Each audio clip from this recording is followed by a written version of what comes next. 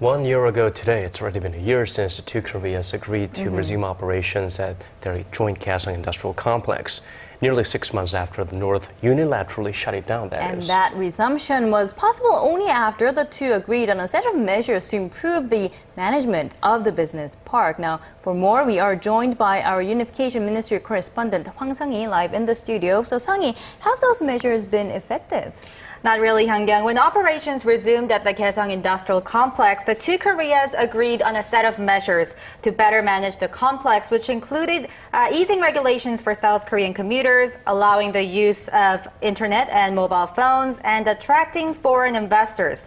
Well, a year has passed with very little progress. I went out to the inter-Korean border this morning to talk to South Korean commuters to Kaesong on their view on this issue. Take a look. It's 8 a.m. on a Tuesday morning, and these cars are making their daily commute to North Korea. They're South Korean workers who work at the Kaesong Industrial Complex. It wasn't until a year ago that the South Korean workers were allowed to cross this border again. That's after North Korea unilaterally shut down the complex for 6 months amid heightening inter-Korean tensions. The workers say not much have changed since then. The security checks on vehicles is even tighter than before. They even check underneath the car seats. If mobile phones were allowed, the internet will be available. That would be very convenient. The 125 South Korean businesses in Kaesong are still struggling, with their total production volume at just 80% of what it was before the shutdown. Park Yong-man, who runs a textiles factory, is among them. We lost trust from our clients, which caused considerable damage. It will take a long time to recover. We had to compensate the clients on last year's losses. Some blame the heavy South Korean sanctions against the North. Because new investments in the complex are blocked in principle, the companies have trouble expanding their business. Well, the sanctions were imposed back in 2010 after a North Korean torpedo attack on a South Korean warship. Now, it bans all South Korean investments in the north, which shuts out new businesses from entering Kaesong and which in turn restricts the growth of the business park.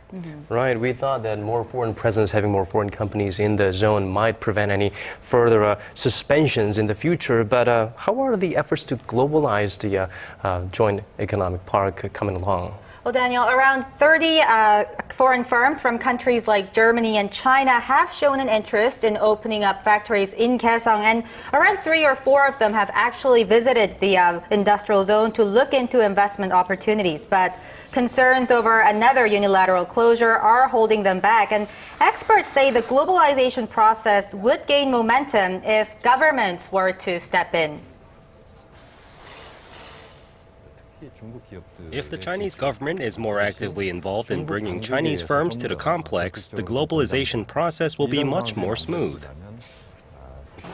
In fact, Norwegian officials and businessmen visited Kaesong in May, and a delegation of Russian trade officials toured the industrial zone earlier this month. But experts add that as long as hurdles like North Korea's nuclear program and inter-Korean tensions remain, any eye-opening growth at the Kaesong industrial zone is unlikely anytime soon.